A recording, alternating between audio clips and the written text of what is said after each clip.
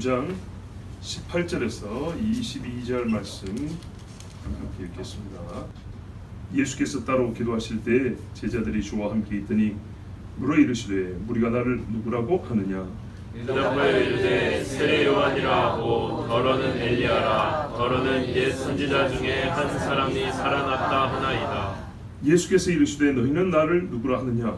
베드로가 대답하여 이르되 하나님의 그리스도시니이다 하니 경고하사 이 말을 아무에게도 이르지 말라 명하시고 이르시되 인자가 많은 고난을 받고 장로들과 대제사장들과 서기관들에게 버림하여 죽임을 당하고 제3일에 살아나야 하리라 하시고 아멘. 정말 이 사건은 예수 믿는 사람들하면 교회에서 수많이 듣고 또한 우리 신앙 고백으로서 아주 중요한 바로 나의 고백으로 시인되어야 될 말씀도 그렇게 받고 있습니다. 근데 보다시피 누가복음은 우리가 대표적으로 아는 이 사건이 기록된 마태복음 16장과는 맥락적으로 조금 차이가 있습니다. 늘 말씀드리지만 두 가지 사건 내지는 세 가지 사건이 있었다는 게 아니고 한 사건인데 복음서마다 우리에게 그 사건에 대하여 설명해주고 우리의 눈을 집중케 하는 초점이 좀 다르다 이 말입니다. 예를 들면 마태복음에서는 예수께서 가이사랴 빌립보에서 이렇게 나옵니다. 그렇죠? 우리 잠깐 볼까요? 마태복음 16장을 한번 보십시오.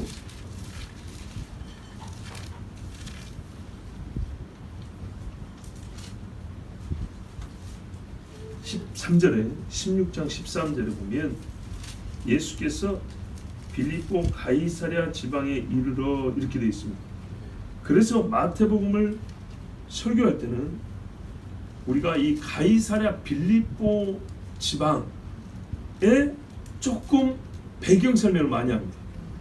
아시다시피 원래 여기는 우리가 성지순례 가서 보면 파네아스 폭포라고 있었어요. 파네아스, 이게 판이라고 모든 만신 말입니다. 그래서 판테이즘 하면 만신론입니다. 번신론, 모든 게 다 신이다 이런 말이에요. 그 판신전이 있었던 데 가보셨죠? 네, 바로 그 지역이란 말이죠. 그래서 그 지역에 대한 배경 설명을 많이 하는 설교를 많이 들어봤을 겁니다. 네, 이때 이제 신학 공부와 실력 발휘를 해야 되죠.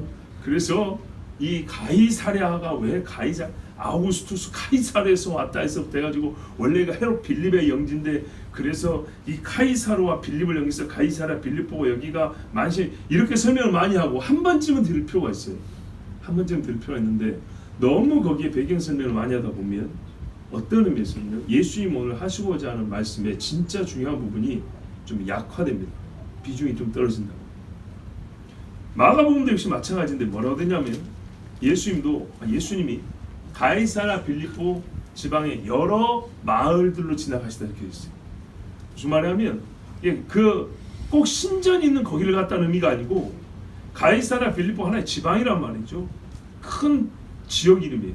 그 중에 이런 꼭 만신전이 있는 데를 지나갔다는 뜻이 아니고 오히려 거기를 피해서 동네를 거쳐가면서 이렇게 예수님이 지나가셨다 이런 말입니다. 그러니까 너무 거기에 초점을 맞출 필요는 없어요. 한 번쯤 우리가 들어볼 이유는 있지만 오늘 누가복음은요 바로 그 자리입니다. 바로 그 자리인데 예수님이 그 자리에서 그냥 지나가다가 딱 보고 저 만신전이 뭐예요? 바로 여기서 저 귀신이냐 나냐를 한번 판가름나게 해야지. 이 동네 이름도 사람 이름 따서 지었는데 이런 게 아니고요. 이 지역에 예수님이 이제 예루살렘 가시는 길에 그 가장 우상 숭배가 많이라고 어마어마한 귀신 단지가 진짜 귀신 단지 아파트 단지처럼 귀신 단지가 있는 그곳에서 바로 그 옆에 단이 있었잖아요. 또 금송아지 세웠던 단. 요시아도 말이다. 요까지는 못 갔어요. 베델까지는 갔는데 단까지는 못 갔어요. 너무 높은 데 있어가지고. 하여튼 그런 귀신 단지가 있는 데서 예수님이 자기의 정체를 드러내면서 제자들에게 신앙 고백을 받는다. 이것도 의미가 있지만 이 지역에서 복음을 전하고 가시면서 예수님이 뭐 하셨냐 하니까 기도하셨다고 했어요. 지나가면서 와 저것들 보니 여기서 내가 한마디 가르쳤지. 야 내가 누구야. 이걸 그렇게 한 게 아니고 복음을 전하면서 계속 가시는 길에 예루살렘까지 여기가 한 150km 이상 됩니다. 엄청 멉니다. 그러니까 이 가시는 길에 전도를 하시다가 기도를 하셨어요. 예수님이 항상 뭐 하셨던 혼자 있을 때요? 기도해요. 자, 기도하시는 때에 보면 18절에 그래서 누가복음의 맥락은 어떻게 했냐면 가이사라를 그냥 지나간 게 아니고 이 마가복음하고 덩달아 보면 가이사라의 여러 동네들을 거쳐가면서 전도를 하셨고 그리고 그 가운데서 예수님의 사역을 쉴 때는 뭐 하셨냐면 기도를 했다는 거예요. 하루에 쑥 지나가면서 그 만신제를 보고 예수님이 열받아서 한 소리가 아니고 그 여행의 와중에 며칠을 지나가는 도중에 예수님이 계속 복음을 전하고 또 따로 있을 때는 기도하셨다라는 것을 우리에게 말해요. 18절에도 되어 있죠. 예수께서 따로 기도하실 때. 그런데요, 보니까 누가 했으냐면 제자들이 함께 있더니 이렇게 했어요. 우리가 복음서에서 예수님이 제자들을 먼저 보내고 혼자 기도하시는 장면도 봅니다. 그런데 여러분 이게 늘 그랬다고 보면 안 돼요. 제자들을 따로 놀라고 쉬라고 하고 예수님만 기도했냐? 아니죠. 이거는 훈련이 아니잖아요. 예수님이 다른 훈련을 시키고 기도 훈련을 안 시켰을까요? 겟세마네 마지막만 나랑 같이 기도하지 않았을까? 아닌 것입니다. 평시에도 했다고 해서 유다도가 알고 있었다고 그랬습니다.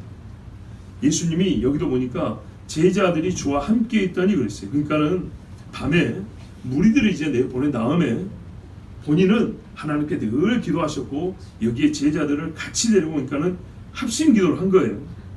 또는 예수님이 기도할 때 이 친구들이 어디 다른 데 가 있지 않고 예수님 주변에 있어서 그 기도를 보고 배울 수 있도록 항상 그렇게 예수님이 훈련시키셨어요.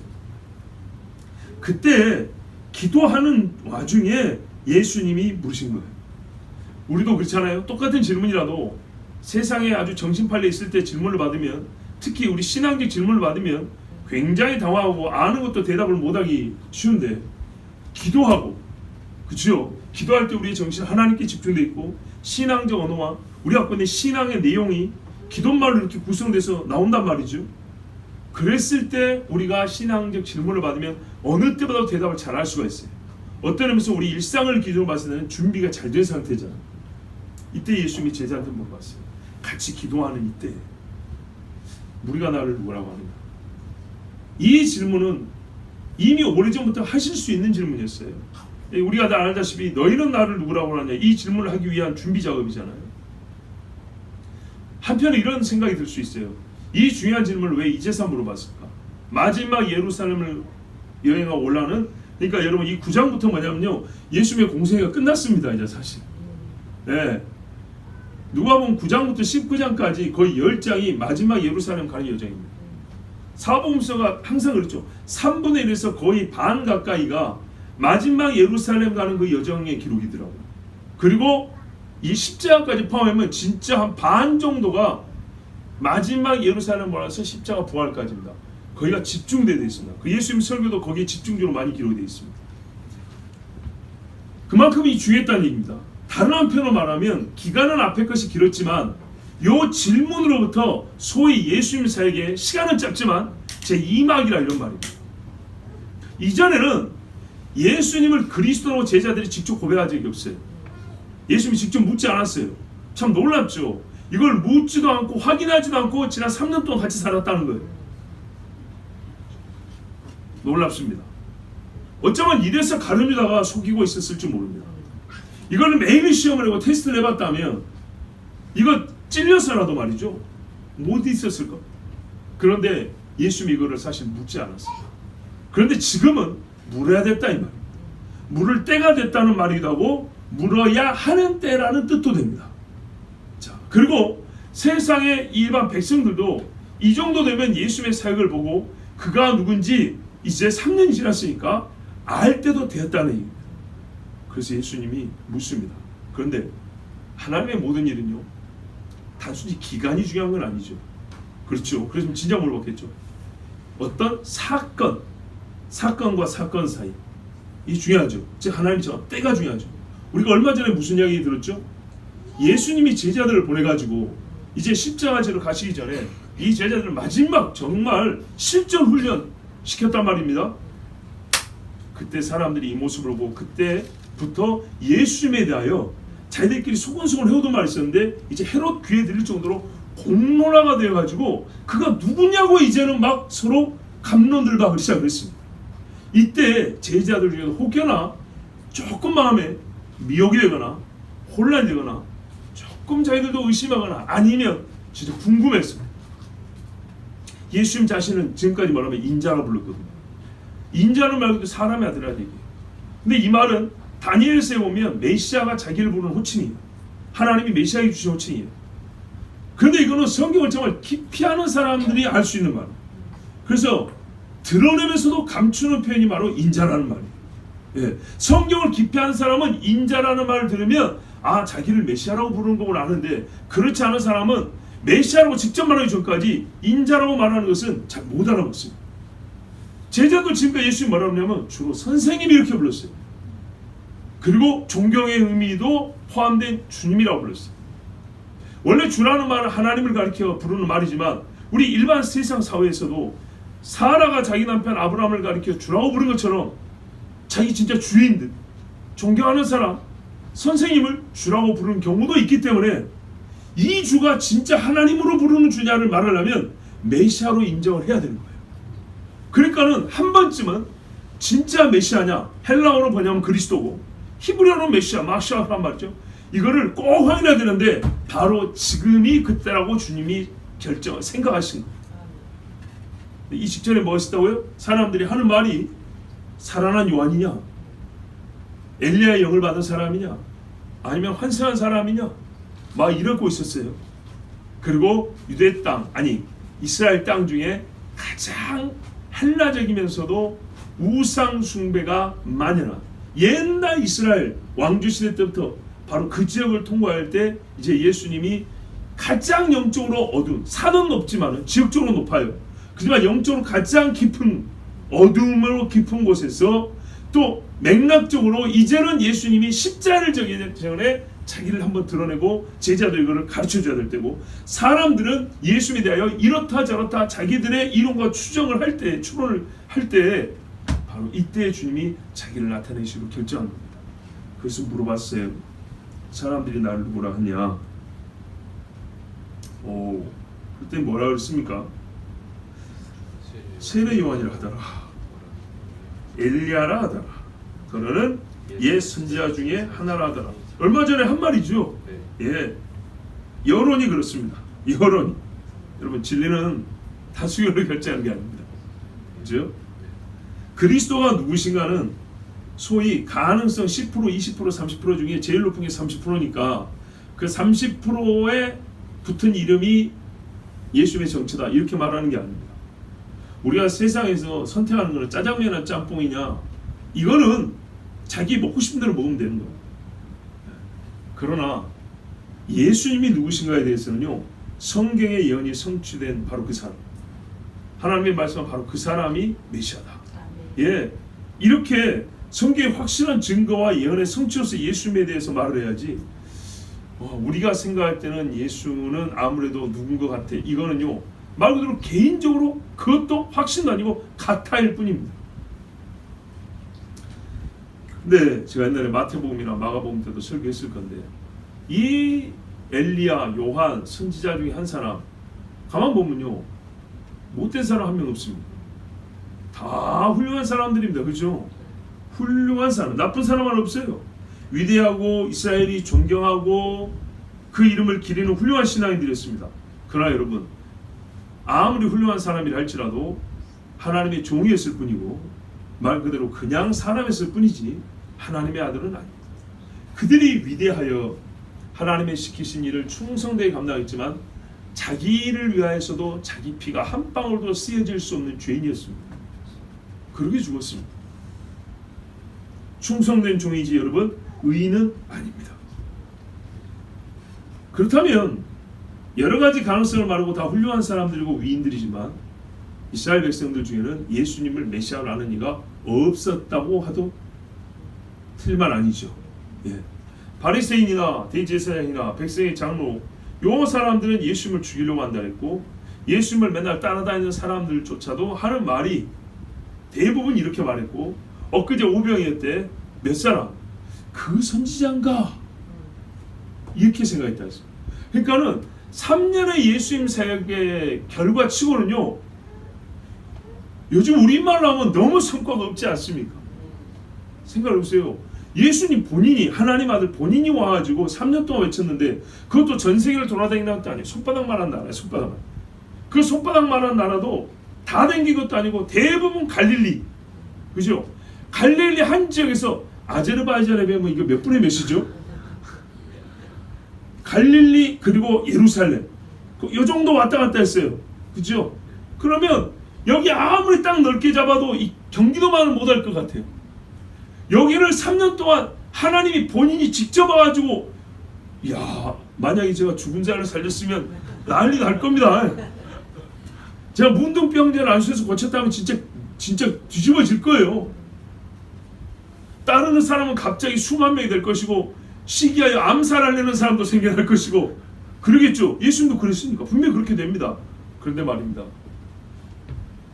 그래서 예수가 누구라고 물어보니까 갑자기 이렇게 말했어요. 그래서 어떤 사람들이 이렇게 말하죠. 예수님이 남긴 사람은 12명이다. 자기도 못한 일을 12명한테 이런 사람을 맡길 수 있냐 했을 때, 우리 하나님은 너희가 나보다 더 큰일 한다 이러고 맡겠단 말이죠.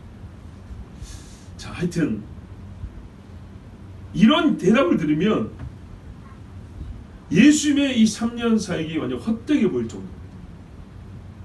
그렇지 않습니까? 그래서 우리가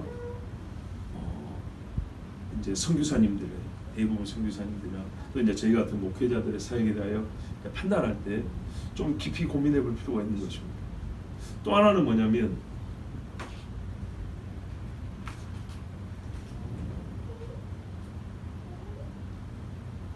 예수님이 이 사람들을 지금까지 3년 동안 가르쳤는데 열매가 나타날 때는 아직 아니었다고도 우리가 생각할 수 있습니다. 그러니까는 이게 뿌려가지고 싹이 나고 열매를 맺기까지 시간이 걸린단 말이죠. 근데 아직 그게 좀 덜 여물었다. 그러면 그때가 언제인가?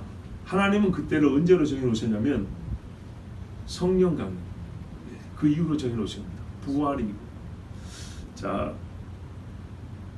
그리고 여러 선지자 중에 하나, 여기서 제일 이스라엘 사람들의 이 신앙관과 성경에 대한 이해가 부족한 것이 뭐냐면, 죽은 자가 다시 산 것도 아니고 환생에 대한 관념을 갖고 있다는 것입니다. 보십시오. 이 사람들이 부활했다는 게 아닙니다. 죽은 자가, 저번에도 말했죠. 예수님이 분명히 마리아의 몸에서 태어났단 말이죠. 그러면 이렇게 다시 나왔다 이런 말입니다. 그러니까는 이 불교에서 말하는 환생교리는 사실은 불교의 것이 아니고요, 고대로부터 전 세계에 있던 겁니다. 다른 종교도 많이 있습니다. 그러니까는 이런 식의 환생 또는 재생이라고 부르는데 이렇게 이해하고 있다는 거예요. 그러니까는 와, 어떻게 이렇게 예수님 알지 못할까? 이렇게 보면요, 오늘 우리도 예수님에 대해 사실은 많이 모른다는 걸 인정해야 됩니다. 예수님께 직접 들어도 많이 모르죠. 그렇죠? 그리고 뭘 또 생각해야 되냐면, 그 바울이 아테네에서 철학자들과 논쟁을 했어요. 그리고 아레오파기에서 설교했어요. 그리고 이제 고린도로 갔어요. 고린도 가서 뭘 하냐면, 내가 너희들에게 가르칠 때 말의 지혜, 사람의 지혜로 하지 않냐고 하나님이 주신 지혜로 능력을 했다 이랬어요. 이제 그 말을 아테네에서 철학자들과 논쟁한 것을 후회하는 것처럼, 성교를 잘못한 것처럼 그렇게 생각하는데 꼭 그런 말이 아닙니다. 그 말이 아니고, 거기서는 바울이 할 도리대로 열심히 다 했어요. 근데 고린도 자체가 굉장히 수사학적인, 즉 말 잘하는 것을 배우는 옛날 사람들이 다 그걸 배웠어요. 출사람은 그걸 배워야 됐었어요. 그래서 바울이 고린도 지역에서도 여전히 그런 식으로 하지 않냐고 지금까지 해오던 대로 예수의 죽음과 부활을 전했다고 돼 있어요. 자, 그렇게 했던 것입니다. 그런데 아테네에서도요, 그 철학자들에게 맞게 하나님의 복음을 전했어요. 근데 그 결과 보면 한 두세 사람 왔다 그랬죠.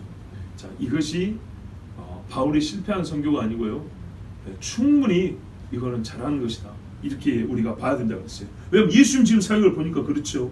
자, 그런데 이제 그러니까 우리가 다른 사역자들 이해할 때는 이게 굉장히 조금 우리가 도움이 되는 말씀이긴 한데, 어쨌든 간에 제일 중요한 건 그게 아닙니다. 질문에 뭐라고 대답할 거냐. 다 틀렸다는 얘기죠. 사람들이 이 말은 다 틀렸습니다. 그래서 예수님이 물으셨습니다. 너희는 나를 누구라고 하느냐? 이미 이 안에 틀렸다라는 말씀이 깔려 있죠. 다른 제자들도 충분히 말을 할 수는 있지만 역시 우리 베드로가 먼저 대답을 했습니다. 하나님의 그리스도시니이다. 아멘. 앞에 대답과 완전히 다르죠. 예, 진리와 가짜는 이렇게 다릅니다. 엘리야하고 엘리사하고 합한 정도 되는 분입니다. 이게 아닙니다. 엘리야가 부족해서 예수님이 지금 아니라는 것 같은데, 그러면 예수님은 맞다. 모세, 엘리와 엘리사, 다니엘, 에스겔 이 5명을 합한 분이십니다. 이러면 답이 되냐? 아닙니다. 하나님의 그리스도는 양적 개념이 아닙니다. 고유한 정체죠. 그러면 우리가 마태복음 주는 그리스도시요 살아계신 하나님의 아들이시냐 이렇게 돼 있잖아요. 요 말씀도 했고 요 말씀도 했냐? 그럴 수도 있습니다. 우리가 한 번 말하고 두 번 말할 때는 좀 축약해서 말하잖아요. 강조해서 말이죠. 네. 주는 그리스도시요 살아계신 하나님의 아들이십니다. 예수님이 칭찬할 때 예, 하나님의 그리스도이십니다. 한마디 더 할 수도 있어요. 그거보다는 이 마태복음에 기록된 베드로의 말이 전체를 기록한 걸 하면 그 핵심만 누가복음에서는 축약형으로, 진짜 그 말의 축약형으로 기록한 것으로 봅니다. 다들 있잖아요. 거기 보면 그리스도가 돼 있죠. 하나님의 아들 돼 있죠. 그래서 하나님의 그리스도십니다. 이때요, 마태복음에서는 이 고백에 예수님이 이제 칭찬한 이야기도 기록되어 있고 내 교회를 세우시라도 기록되어 있죠. 예, 실제로 예수님이 그래 하셨습니다. 누가복음에서는 그것까지는 그냥 기록해 놓지 않고, 왜? 이미 마태가 기록한 걸 알고 있거든요. 아시겠죠? 누가는 앞에 다른 복음서들이 기록된 걸 알고 있어요.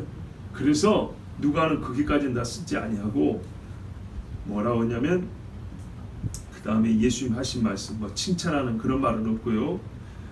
이 말을 사람들에게 이르지 말라. 이제 이렇게 하신 말씀만 바로 넘어갔죠. 근데 여기서 우리가 이제 생각해 볼 게 있어요. 예수님이 그러면 하나님의 그리스도시니이다 이 말을 용납하셨다는 얘기죠. 맞다고 인정했다는 얘기입니다. 맞다. 여러분, 기름 부음 받은 자란 뜻입니다. 하나님의 그리스도라는 말은 그리스도가 메시아잖아요. 메시아는 기름 부음. 그래서 고레스도 내가 기름 부었다 이렇게 했어요. 그래서 히브리어 원에 보면 고레스도 메시아라고 되어 있어요. 그래서 고레스가 우리를 위하여 십자가에 죽은 자, 그런 말이 아니고 기름 부음 받았다는 의미에서 메시아라 이 말입니다. 아시겠죠? 기름 부음을 받았다는 의미에서 메시아고, 그 메시아 중에 진짜 고유하게 우리를 위한 중보자로서의 메시아를 가리키는 말, 역시 메시아이기 때문에 이걸 구분해서 이해해야 됩니다. 그리스도신이다. 기름 부음 받은 자입니다. 우리가 잘 알듯이 기름 부음 받은 자는 대표적으로 세 직분이죠. 왕, 선지자, 제사장입니다. 예를 들면 다윗이 사울을 죽일 수 있을 때 여호와께 기름 부음 받은 자에게 손을 댈 수 없다. 그래서 당연히 왕이 나오고, 또 왕들 이렇게 다 기름 부어 안수에 세우고, 선지자들도 그렇게 했죠. 예. 그 엘리야가 엘리사에게 이렇게 한다든지, 또 제사장들은 레위기에 보면 많이 나옵니다. 예. 기름 부음 받은 제사장, 기름 부음 받은 제사장이고 여러 번 나옵니다. 그런데 그러면 여기서 하나님의 그리스도신이라는 말이 그 셋 중에 하나를 가리키는 말이냐? 그랬을까요? 아니죠. 이미 선지자 얘기했잖아요. 이미 선지자 기름 부음 받은 자들이잖아요. 그런데 예수님이 아니라고 그랬잖아요. 아니라고 했으면은 무슨 말일까요? 기름 부음 받은 자라는 말에는 맞는데 이미 선지자들이 기름 부음 받은 자들이란 말이죠. 근데 이 선지자에 대해서는 예수님이 노라고 했단 말이죠.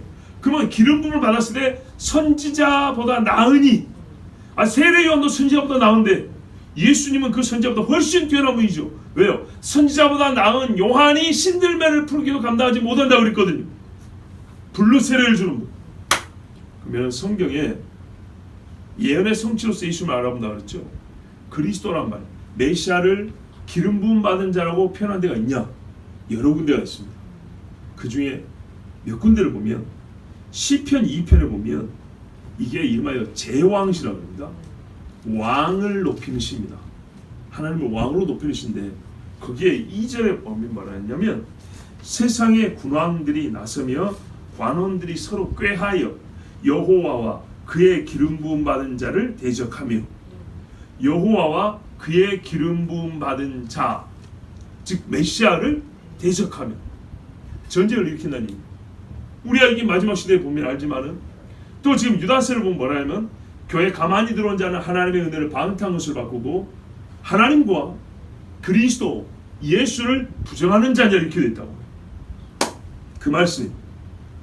또 시편 89편 51절을 보면 역시 다윗이 한 기도인데 여호와여 이 비방은 주의 원수들이 주의 기름 부음 받은 자의 행동을 비방한 것이로소이다 하면서 메시아를 비방하는 이야기들. 이제 장차 그 예언적 의미가 여기 담겨 있습니다. 또 시편 132편 17절을 보면 내가 거기서 다윗에게 뿔이 나게 할 것이라. 뿔은 권세죠. 다윗의 뿔하면 우리는 메시아라고 알아보죠. 상징으로 그걸 이해하죠. 내가 내 기름 부음 받은 자를 위하여 등을 준비하였도다 이랬어요. 그러니까 다윗의 뿔이라고 여겨지는 그 기름 부음 받은 자의 길을 주께서 불을 비춰 밝혀주셨다. 이런 말씀이죠. 여기서 나오는 기름 부음 받은 자들은요, 보통의 왕이나 선지자나 제사장을 가리키는 말이 아니고 우리가 믿는 예수 그리스도, 이 그리스도를 가리키는 말로 그렇게 우리가 해석하고 믿고 있습니다. 그래서 유대인들 역시 마찬가지죠. 하나님의 그리스도신이다 했을 때는요, 앞에 하나님의 그리스도, 하나님의 할 때 이전에 있던 기름 부음 받은 여러 사람들을 가리켜 말할 수 있지만은 특별히 하나님이 정한 자신들의 구원자, 여자의 후손이라고 불리는 바로 그 사람을 가리킨다는 것을 베드로의 이 말 안에는 그 예언된 메시아 그리스도라는 것을 지금 담고 있습니다. 그래서 예수님이 베드로에 대하여 마태복음에서는 칭찬하시면서 이 지식은 사람에서 나는 것이 아니고 또 바로 이 고백과 함께 내 교회를 세운다고 이렇게 말씀했던 겁니다. 얼마나 중요한 고백인지 아시겠죠? 그런데 아까 말씀드린 왜 이게 지금이냐? 이것이 우리의 사실 궁금증이 바로 3년이 다 지나가고 끄트머리 왜 지금일까? 지금부터는 여러분 아까 제2막이라고 그러는데요. 어떤 의미에서 제2막이냐? 지금까지는 고치고 가르치고 먹이시고 이런 식으로 자기가 누군지를 증거를 나타냈다면 이제부터는요 어느 때보다도 더 분명하고 확실하게 자기를 말로 선포를 합니다. 그 이전에도 안 했다는 말은 아닙니다. 그런데 이 선포와 함께 어떤 일을 겪게 되냐면요 고난을 겪습니다. 즉 이 고난이라는 건 말입니다. 지금까지 제자들과 사람들이 봐왔던 예수님의 일어난 일과는 완전 다른 성질의 일입니다. 그 이전에는 그래도 사람들이 무리가 따르면서 높여주면서 쫓아다니면서 이랬어요. 근데 이제부터는요 버림을 받습니다. 이제 며칠 후에는 예수님이 버림을 받고요 쫓아다니는 사람들에 의해서도 못 박아 죽이라라는 정말 제자들 입장에서는 이해할 수 없는 일을 겪어야 됩니다. 정말 이해가 안 되는 일을 겪어야 돼요. 그럴 때 여러분 이해할 수 없는 일이 앞으로 일어날 것인데 바로 이 일이 사실은 예수님의 메시아 되심에 있어서 필수적인 요소예요. 그죠? 근데 이 필수적인 요소란 걸 제자들은 모르고 있다면, 즉 메시아가 이렇게 병 고치고 귀신 쫓고 우리에게 천국의 좋은 소식을 이야기해주면서 교훈적인 얘기해주면서 여기까지 메시아로 알고 있다면 이 다음에는요 자기들이 지금까지 경험해오고 알아왔던 여기까지를 가지고 내가 메시아로 바라봤는데 이 일과 반대되는 일을 하면 어떻게 될까요? 메시아가 아닌가? 이쪽 면에서 보면 메시아가 아닌가? 이렇게 의심이 되겠죠. 그래서 사실 제자들 중에 어떤 이들은 그런 심리를 분석해서 베드로가 예수님을 부인한 것도 실망했어다. 생각을 해보세요. 왜 잡히냐 그 말이죠. 안 잡힐 수 있었잖아요. 왜 맞냐 그 말이에요. 안 맞을 수 있잖아요 등이. 예수님 본인도 그랬잖아요. 12군단도 더 되는 천사들을 불러가 저것들을 못 면할 것 같냐고. 그렇죠. 근데 하나님의 말씀을 이루기 위함이라고 했죠. 근데 아직까지 여기 수준에 미치지는 못합니다. 하여튼 그렇게 유다나 베드로의 심리를 이해해 볼 때는 굉장히 예수님에 대해서 배신감을 느꼈을 거다. 3년 내내 막 승리자의 모습을 보여놓고 막판에 여기 와서 사람들이 왕 시켜준다고 하고 막 호산나 다윗의 자손이야 막 이러는데 왜 갑자기 여기서 어마어마한 풍선이 바람 빠진 것처럼 여기서는 아무 말도 안 하냐 이 말이죠. 왜 여기서는 끌려가고 채찍에 맞고 침뱉음을 하고 정말 무력한 모습을 보냐 이 말이죠. 헤롯도 그렇게 보고 싶었는데 헤롯조차도 뭔가 한번 해봐라 그랬더니 아무 말도 안 하잖아요. 예수님이 아무 말도 안 하니까 헤롯도 비웃어 버렸지 않습니까? 제자들 입장에서 이게 이해가 안 되는 겁니다. 예, 지금부터는요 제자들이 이해가 안 되는 일을 겪을 겁니다. 그런데 사실 이 이해가 안 되는 일이야말로 예수님의 메시아됨을 증명하고 증거하는 아주 필수적인 사건입니다. 근데 여러분, 바로 이 일이 있기 전에 예수님이 자기가 메시아라는 걸 가르쳐 줍니다. 그렇게 되면 고민이 생기겠죠. 그렇죠? 자, 제자들이 보세요. 베드로가 전체를 대표해서 말한 건지 본인 믿음을 말한 건지 솔직히 확실하지 않습니다. 그러니까 최소한 본인 믿음을 말한 거는 확실합니다. 다른 12명을 11명 안 물어봤으니까. 그런데 이 정도를 가지고도 예수님이 뭐랬어요? 십자가 진다 하니까 대번에 안 됩니다 하고 사단을 물라는 소리 들었죠. 그래요. 제자들이 지금까지 예수님을 메시아라고 말한 건요, 경험한 지금까지 사건들, 그 좋은 이야기, 좋은 일들입니다. 그 위대한 일들입니다. 그것 갖고가 사실은 예수님이 누군지 알아봤었어야 됐어요. 근데 많은 사람이 못 알아봤죠. 근데 이 못 알아본 사람 입장에서는 예수님이 십자가까지 져서 죽는다, 분명히 신명기에 저주받은 자가 남의 달에 죽는다 그랬거든요. 이랬을 때 그 못 알아본 사람들이 예수님을 더욱이 죄인 중에 하나라고 보겠죠. 그러니까 이사야가 말한 대로 뭐가 됐습니까? 우리는 그를 하나님께 징벌을 받아서 죽은 죄인이라고 생각했도다, 이랬다 했잖아요. 이렇게 쭉 가게 되는 겁니다. 그러면 제자들은요, 지금까지 예수님의 사역을 보고 그래도 메시아인가 혹은 메시아가 맞아 이렇게 오고 있는 찰나인데 예수님이 갑자기 사람 눈의 기준으로는요 훅 떨어지는 모습을 볼 때 그 믿음 넘게 떨어질 수밖에 없죠.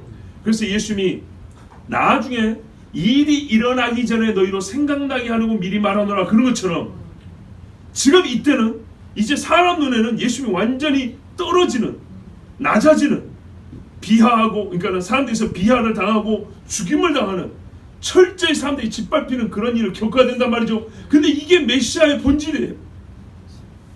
이 일을 볼 때 이 친구들은 이해는커녕 겁을 내고 예수님에게 배신감을 느끼고 다 도망갈 수밖에 없는데, 그래서 예수님이 이것을 지금 바로 가르쳐줘야 될 때라 이 말입니다. 그래서 누구라고 하느냐 하고 메시아라고 가르쳐준 다음에 메시아라고 고백했죠. 그리스도시면 고백했죠. 근데 그 그리스도가 뭐냐라고 바로 그 다음에 가르쳐주는 겁니다. 22절에 인자가 많은 고난을 받고 장로들과 대제사장과 서기관들이 버림받으여 죽임을 당하고 제3일에 살아나야 하리라. 여기까지로서 메시아를 이해해야 되는데 죽은 자 살리고 병 고치고 귀신 쫓고 여기까지로 메시아로 믿은 건 참 대단해요. 대단한데요, 요 뒤에 이야기가 있을 때 메시아라고 믿었던 믿음을 잃어버릴 수가 있는 거예요. 제자들하고 도망고 숨은 거 보세요. 무슨 말씀인지 아시겠죠? 그래서 일반 사람들과 달리 지금까지의 일을 보고 나를 그리스도라고 믿는 너희는 잘 믿은 거다, 그러니까 따라왔죠. 그런데 내가 보기에 제자들이 뭐라 했어요? 예수님이 사단이 베드로 너도 까불라고 내놓으라고 한다. 그리고 뭐라 했어요? 베드로야, 네가 돌이킨 후에 너의 형제들을 붙들라 그랬다고요. 왜 붙들어야 되는 일이 벌어지죠? 지금 잘하고 있는데 바로 요 일을 겪을 때가 흩어지기 때문에, 요 무서운 일을 겪을 때 이 제자들의 믿음이 떨어지기 때문에. 그래서 베드로에게 당부를 했어요. 네가 먼저 배신하고 먼저 회개하고 돌이킨 다음에는 형제들에게 가르쳐줘야 한다고, 형제들을 붙들어준다고. 그러니까는 예수님의 말씀은 제자들이 지금까지 갖고 있는 믿음을 더 확실하게 해주라는 거예요. 메시아는 메시아인데 여기까지를 보고 메시아를 믿은 것이 다가 아니고 너희는 이 다음까지를 겪고도 예수를 메시아라고 똑같이 부를 수 있어야 되는데, 나 예수가 알거니와 너희는 이 다음 일을 겪으면 이해도 안 되고 실망하고 배신감을 느꼈다면서 메시아로 믿었던 믿음을 다 잃어버릴 거다 이 말이에요. 근데 예수님이 잃어버릴 수 있습니까? 자기 사람들을 잃어버릴 수가 없죠. 그래서 지금 메시아라는 고백을 하게 하고, 이 메시아라는 고백을 할 때 너희가 지금까지 본 것이 메시아에 대한 이해와 믿음의 다가 아니고 요까지가 메시아 사역이다. 그래서 성경에 여기까지가 메시아의 일이고 이 일을 한 사람이 참으로 메시아라고 하나님이 그렇게 예언해놨다. 그래서 바로 이어서 예수님의 고난 이야기를 해준 거예요. 그런데 제가 말씀드린 바같이 아니나 다를까 요 이야기를 하자마자 마태복음 베드로가 말했다고요? 안 됩니다 이랬다는 거죠.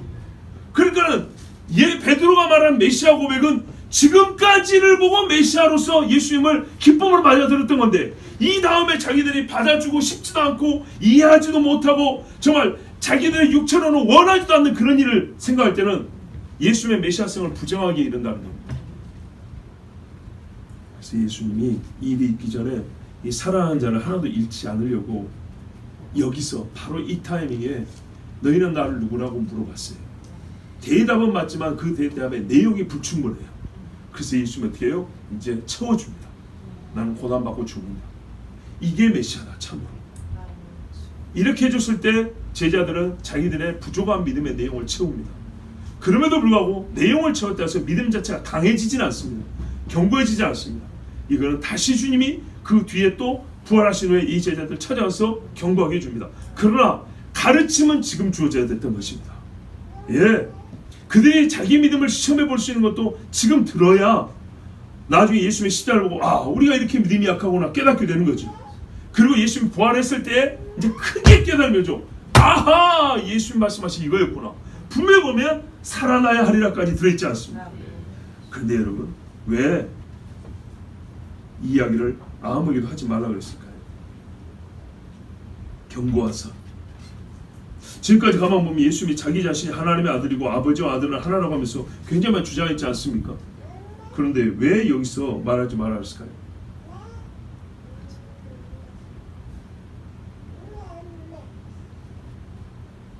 아까 말한 얘기랑 똑같습니다. 봐보십시오. 지금 제자들은 이렇게 들었잖아요. 인자와 고난을 나고 들었잖아요. 근데 다른 사람들에게 이제 우리 확실하게 들었어. 예수님이 메시아를 했는데 그 사람들이 듣고 며칠 있다 예수님이 빌라도에게 재판받고 십자가에 못 박힌 걸 봤다 칩시다. 그러면 그 사람들 연약한 믿음 안에서 떨어져 나간 자들과 예수님에게 속았다고 하면서 예수님을 배신하거나 아니죠. 본인들이 예수님께 배신당했다는 사람이 훨씬 많아지겠죠. 그렇죠? 즉 무슨 말이냐면 온전하게 이 사람들에게 메시아라고 증거될 때가 언제냐면 부활 이후입니다. 그들에게는요 메시아에 대한 확실한 증거가 충분히 갖춰졌을 때 얘기하는 얘기입니다. 이 타이밍에는 지금 잘 들으십시오 여러분. 제자들 기준에서도요 이렇게 이걸 구분해야 돼요. 메시아라는 것을 고백하고 알아보는 거하고 이것이 온전한 형태로서 메시아를 고백하는 건 다르다는 얘기입니다. 아시겠죠? 메시아란 말을 했는데 군복을 입어서 군인은 군인인데 이제 훈련소에서 훈련받는 군복이면 군인하고 10년 군생활한 군인은 똑같은 군복 입었다 같은 군인이 아니라 이 말입니다. 아시겠죠? 그러니까 제자들도 군복을 제자 옷은 입었는데 제자로서 예수님의 정체에 대해서 알아야 될 것과 그 견고함이 약한 때입니다. 근데 좀 있으면 이것마저 이렇게 생겼어요. 예수님은 어느 때라도 이걸 가르쳐주었는데 바로 지금 이 타임에 이 일을 하신 것은 바로 그 일이 일어나기 전에 말씀하심으로써 그들의 연약한 믿음을 본인도 테스트해보지만은 떨어지지 아니하도록, 그리고 이 일을 경험할 때 과연 예수님이 끝나고 나서 사실은 내가 누구였어 이것이 아니고요 예언은 하나님이 먼저 말씀하시죠. 먼저 말씀하시고 이 일을 겪고 그리고 그 결과로서 자신을 증명하는 게 하나님이 일하는 방식이기 때문에 지금 말씀하신 거예요. 그러면 제자들 지금 여기서 놓고 봤을 때 예수님이 지금 이 타임에 제자들에게 가르침을 보면 일반 사람들에게 지금 예수님도 아닌 제자들이 가서 말을 했다고 했을 때 막 기뻐가지고 예수님이 메시아란다 막 얘기했을 때 지금 자레야 선지자 중에 하나로 하는 사람들이 말로는 메시아로 하니까 그걸 귀에는 담아놓는데 조금 있다가 잡혀 죽고 침뱉음을 당하고 하는 모습을 볼 때 오히려 예수님을 훨씬 더 큰 거짓말쟁이다. 예, 그죠. 오히려 사람들을 미혹한다는 그런 말에 미혹한다는 그 주장에 저 거짓 선동가라는 그 주장에 이 사람들이 더 몰려가가지고 맞다라고 소리치지 않겠습니까?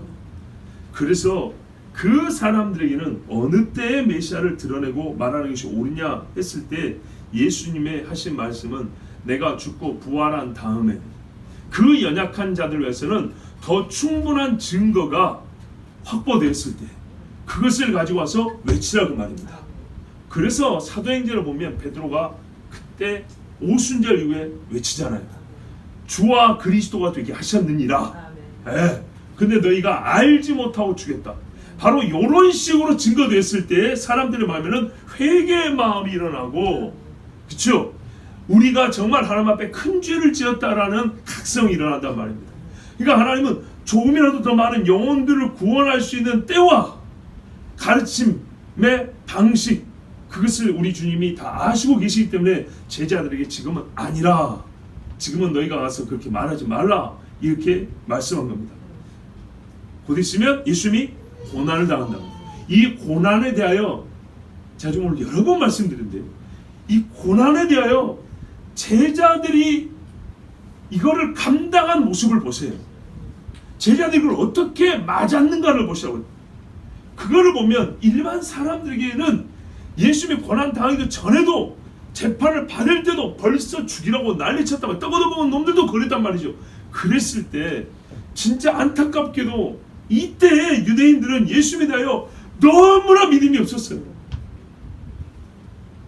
그래서 주님이 아직은 때가 아니라고, 그런 연약한 사람들에게도 가장 효과적으로 예수님의 메시아됨을 증거할 때가 언젠가를 예수님이 아시고 계셨는데, 그 효과적인 때는 지금이 아니라고 말하고 있어요. 언제? 부활하시고 제자들이 성령이 충만하여 이제 그 6월 오순절에 모였을 때, 그때는 제자들이 얼마나 강력하게 외치는 거 보십시오. 그래서 그때는요 5,000명, 3,000명. 자, 볼까요 여러분? 그때 베드로가 죽은 자를 살렸습니까? 아니죠. 문둥병자를 고쳤습니까? 아니죠. 그 뭡니까 거기 금광하는 내기업사, 그거는 그 다음 이야기죠. 5,000명, 3,000명 이야기 그때 아닙니다. 한참 전입니다. 설교했습니다. 설교. 내용이 뭐였어요? 이 살인자 놈들하고 고발하는 설교했어요. 내가 예수님 죽였다고. 그죠? 아니 예수님처럼 지도구면 뭐 떡이라도 좀 나눠주고 얘기를 하든지, 아니면 문둥병자들 여기에 다 나오라고 하든지, 뭐 그런 거 없었죠. 전혀 기적이 없었어요. 그런데 이 사람들이요 성령이 충만한 걸 봤어요. 그죠? 하나님의 큰 일하는 걸 들었어요. 그때 사람들이 이렇게 영적 동요가 일어났어요. 흔들림이 났어요. 바로 거기에 사람의 변화의 포인트가 있는 거예요. 떡을 먹는 데 있는 게 아니고요, 병 고침에 있는 게 아니에요. 이거는 작은 계기예요. 사실은 제일 중요한 우리 양심, 영혼이 흔들림이 있어요. 흔들림이. 예, 이 틈이 생기는 거예요. 하나님이 막 흔들은단 말이죠. 근데 그때 이 제자들이 성령이 충만하고 하나님의 큰 일을 말하는 걸 들을 때 이 수많은 사람들의 영혼이 막 흔들고 요동이 났어요. 성이 흔들리는 것처럼. 그때 바로 그 빈틈에 꼽아버리는 비수가 뭐였어요? 예수는 하나님 보낸 주와 그리스도고 너희의 섬기고 존경하는 바 다윗도 예언한 바 그 사람인데 너희가 이방인의 손에 팔아 못 박아 죽였도다. 너희는 살인자로다.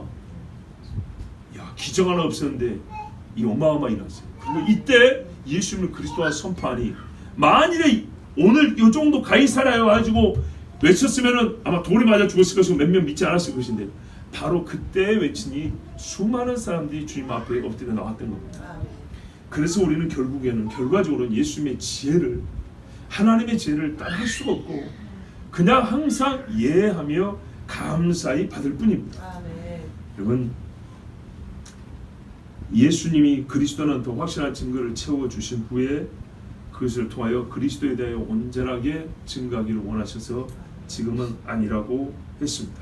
현재 증언이 불필요한 건 아니지만 오히려 연약한 자들에게는, 심히 연약한 자들에게는 더 큰 오해를 일으키거나 아니면은 예수님을 더 크게 비난하는 입술의 범죄를 유발할 수도 있기 때문에 지금은 하지 마라 했습니다. 여러분, 어느 시대고 예수님에 대해서 말하는 사람들은 많습니다. 많은 종교인들이 있지 않습니까? 근데 이 많은 종교인들이 예수님 이야기를 참으로 많이 합니다. 그제 말씀드렸는데 어느 대학교에서는 성경 이야기를 해보자고 어떤 그 모임, 성경 독서 모임을 만들었다 했습니다. 근데 그 취지는 뭐냐면 성경이 인간의 책이라는 것을 우리 한번 밝혀보자, 뭐 그런 겁니다. 제가 좀 우스개로 그랬죠. 꼭 그런 모임에서 불경은 안 읽더라. 불교에는 불교는 있는데 무신론자 내지는 이제 여러 종교들이 보이면 왜 꼭 성경만 갖고 오느냐? 코란 있죠. 그것도 좀 읽고 좀 얘기 좀 해보지. 이게 제정신으로 한 소린가 참으로 한 소린가? 왜 그런 이야기를 안 하는가? 그러면 좀 이상하지 않습니까? 예. 성경에 대하여 말하고 싶은 자가 많고 예수님에 대해서 말하는 자들이 많습니다. 그런데요, 잘해봐야 선지자 중에 하나. 거기서 이슬람교가 그 이야기죠. 예. 소위 기독교는 아닌데 기독교가 제일 근사하다는 종교. 일반 사람들이 보기에는 그거 한 뿌리 아니요? 이렇게 말하는 제일 유사하고 근사하다는 종교에서 어떻게 합니까? 예수님을 선지자 중에 하나라고 합니다. 얼마나 이게 세대가 바뀌어도 변하지 않는, 해 아래 새 것이 없다고 똑같습니다. 그런데 이게 하나의 종교 체계에서 그런 말을 하죠. 수많은 사람이 거기 넘어갔습니다. 동네 여론이 아닙니다. 세계 고등 종교에 속한 수많은 사람들이 그렇게 말하고 그거를 가르치는 이슬람 신학교도 있습니다. 그렇다면 여러분, 오늘 우리가 예수님이 누구냐에 대해서 똑바로 알아야 되겠고 고백해야 됩니다. 네가 나를 마음으로 믿고 입으로 시인하라 그랬어요. 바로 어느 때보다도 지금 예수 그리스도가 누군지를 우리가 마음으로 예수님이 가르쳐준 대로 믿고, 그리고 그 믿는 말을 시인하는 것이 참으로 중요한 시대를 살고 있습니다. 얼마 전에 보셨습니다. 직접적으로 예수는 그리스도라 하지만 않았지만 예수가 그리스도라는 것을 믿기 때문에 할 수 있는 발언들, 그렇죠. 전 헌법재판관이었던 지금 인권위원장이 됐나요? 그분이 청문할 때 한번 하신 발언을 들어보세요. 얼마나 위대합니까? 믿음의 사람들이 공적 영역에서, 근대 이후로 공적 영역에서는 개인의 종교를 말하는 것이 서구사에서 금지되어 있다고 그랬죠. 근데 저는요, 마귀가 똑똑한 것 같은데요, 그래서 하나님보다 똑똑하지 못하다고 말하는 겁니다. 그렇게 말할 기회를 줍니까? 그렇죠. 저 사람은 이렇게 물으면 반드시 대답할 사람인데 그걸 몇 번이나 물어보더라고요. 몇 번이나 물어보니까 물어보는 족족 대답을 했죠. 그래서 이 시대에 믿음의 사람이 살아있다는 걸 알고요. 우리 같은 그렇게 높은 자리에 못 간 사람들은요, 용기를 얻잖아요. 말해도 되는 거구나. 말할 수 있구나. 이 말할 수 있는 자유를 지켜야겠구나. 그래요. 이게 인권이죠. 말할 수 있는 거. 그런데 스스로 믿음이 없어서 말하지 못하면 되겠습니까? 예수는 그리스도라. 예수는 메시아라. 이 사실이요, 우리 개인의 구원뿐만 아니라 우리가 속해 있는 모든 공동체에, 그 공동체의 존재의 가장 근본된 정신이에요. 우리 가정도 마찬가지. 예수는 그리스도라. 여기에 세워져 있어야 돼요. 교회도 예수는 그리스도라. 나라도 예수는 그리스도라. 학교도 마찬가지입니다. 그래서 옛날에 1800년대까지만 하더라도 학교를 세운 사람들, 아니죠, 1900년대에도요. 옛날에 우리 신앙인들 학교 세울 때는 말입니다, 기독교 정신으로 세웠다는 말은 뭐냐면, 들어놓고 학교 학훈이라든지 학교의 이념에다가 예수 그리스도를 이렇게 직접 바꿔놓진 않아도 사실 그걸 내포하는 말이 있죠. 진리, 자유, 그죠? 이런 말을 써놨어요. 그리고 학교를 세우고 학생들을 가르쳤습니다. 근데 지금은 그렇게 신앙 정신으로 세워진 학교에서조차도 말을 못합니다. 그리고 바로 그 신앙을 가지고 모인 교회에서조차도 이제는 여차하면 예수 이름을 말을 못해야 된다. 그러면은 그게 교회라고 할 수 있습니까? 아니죠.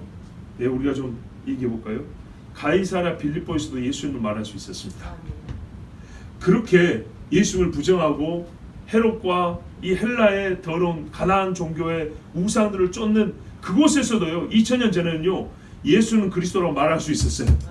근데 교회가 이렇게 많고 기독교 정신으로 사상으로 세워진 기관과 조직이 이렇게 많은데도 불구하고 지금은 예수가 그리스도라고 말하기 어려운 시대로 가고 있습니다. 가이사랴 빌립보에서도 말을 할 수 있었다니까요. 누구라고 하느냐 할 때는 예수는 그리스도라고 말할 수 있었다니까요. 믿는 사람이 적을 때도 말할 수 있었어요. 근데 지금은 믿는 사람이 수백만인데도 말을 못하게 되어가고 있습니다. 그렇다면 여러분, 지금이야말로 이때입니다. 예수가 그리스도라는 말을 어느 때보다도 확실하게 고백해야 될 때입니다. 그러면 증거가 부족하냐? 아닙니다. 예수님의 부활을 보았으면 증거는 이미 충분합니다. 근데 예수님은 그 이후로도 하나님의 모든 말씀이 이루어지는 것을 보여주셨기 때문에 우리는 예수가 그리스도를 부인할 증거가 없는 사람입니다. 그러므로 여러분, 용기를 가지고 가이사랴 빌립보에서 베드로가 했던 것처럼 이 시대 골목에서나 광장에서나 골방에서나 예수는 그리스도라고 외치는 하나님의 사람들, 그리스도의 제자가 되어야겠습니다. 우리 시간에 함께 기도합니다. 주 하나님